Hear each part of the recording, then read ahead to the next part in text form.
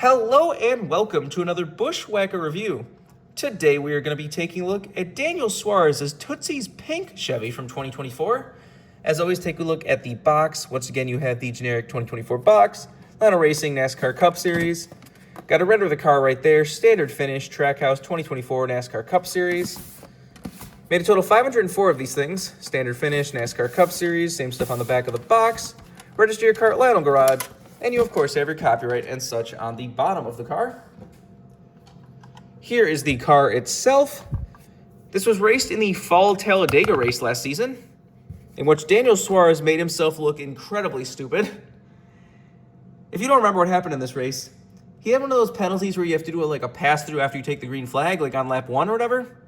So he was behind the pack.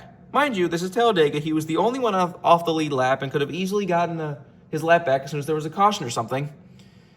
So instead, he does the usual stuff that people try to do, like for pitting, where you'll try to run the middle line and screw up lines and block people for no reason.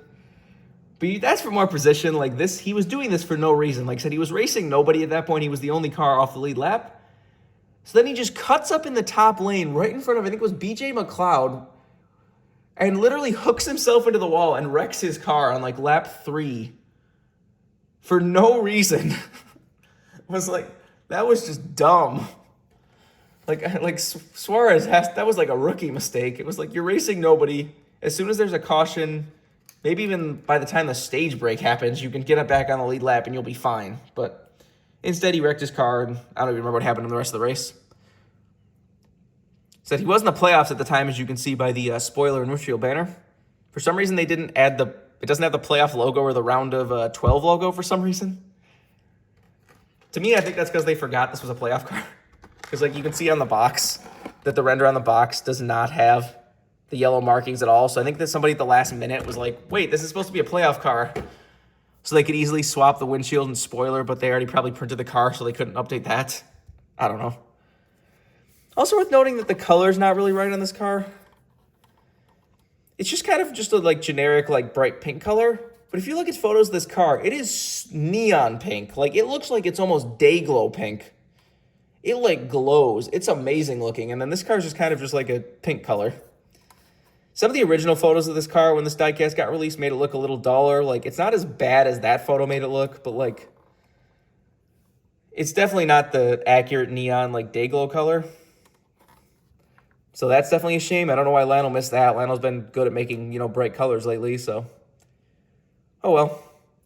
Does have the same brick pattern that the other car had, the regular Tootsies car last year.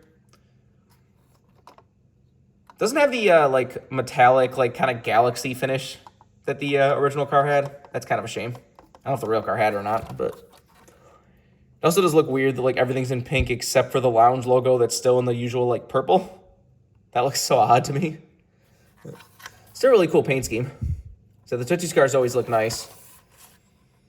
I do love Ross Chastain's this year. They actually did offer it, but it's the kind of brick pattern, and then you have purple flames down the side. Looks really cool. Hopefully that meets MOQ. Normally I would say our Chastain diecast like that would he meant MOQ easily, but then his fish car just DNP'd. How in the world does his fishing bush car DNP? Special bush cars very rarely ever DNP, and that was a good looking one. Just because it was in the Darlington throwback race and everyone was mad he didn't run a throwback? I don't know. Anyways, back to this car. Let's get down to sponsors. On the hood, you have Tootsies Orchid Lounge. Got Chevrolet Camaro ZL1, number 99, and Trackhouse. Down the side, you have Tootsies. Got Freeway Insurance and Choice Privileges back there. Got Worldwide Express and Jockey in front of the rear wheel. On the C post, you have Wendy's and Siemens. And on the B post, you have Chevrolet, Coca-Cola, Tootsies, and Quaker State. Got Daniel Suarez's logo. Daniel Suarez. Got your one winner sticker from Atlanta. Surprised they didn't just give this one a chrome pink number too. It was, like I said, it was a bright neon day glow number, but Trackhouse left their chrome number, so kind of surprised it's not a pink chrome number. Anyways, on the back, you got Tootsies, Chevrolet Camaro ZL1, Quaker State number 99. Does have the big Super Speedway spoiler, of course. And on the deck lid and roof, you have Tootsies. Got the same stuff down the other side as usual. Take a look under the hood.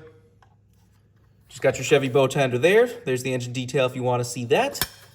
Obviously no deck lid. The roof flaps, of course, do open.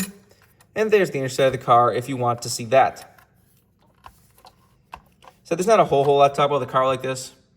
This is kind of old school. I miss the days where you would have a bunch of people just taking their primary paint scheme and just changing one of the colors to pink. Like, we just don't get that anymore. Every year we usually get like maybe one or two. Like, you know, you had the Kevin Harvick like Ream one in 2023 and such, but like, I miss those days where you had like, it was usually like the fall Charlotte race. You would just have like a huge chunk of cars that were just like, here's the regular paint scheme, but now it's pink. At least I assume this car is still meant to be for breast cancer because it's a pink car and ran in October. So I assume that was the purpose, but I don't know. It doesn't really say it anywhere on the car. It just kind of, it literally, even on the box, just literally just says Tootsies Orchid Lounge pink. So I don't know. If you want this card as a brand new release, you can get it right now. I don't think this car is going to get too rare, but the Tootsies cars are decently popular. So it depends how many people actually realize the color is not accurate, but it still looks nice. So like, don't get me wrong, but worth pointing out that Lionel did miss the color a little bit on this one. I wonder how it's coming across on camera because it's probably still coming across even duller than it really is in person on camera, but I don't know. For other Diecast needs, you can go to circlebdiecast.com, and if you use the code BWhack, you can get $5 off shipping on any order over $30. So go check that if you want anything. But I think I've changed all there is to say. This has been a review of Daniel Suarez's Tootsies Orchid Lounge Pink Chevy from 2024. Hope you enjoyed, and thanks for watching.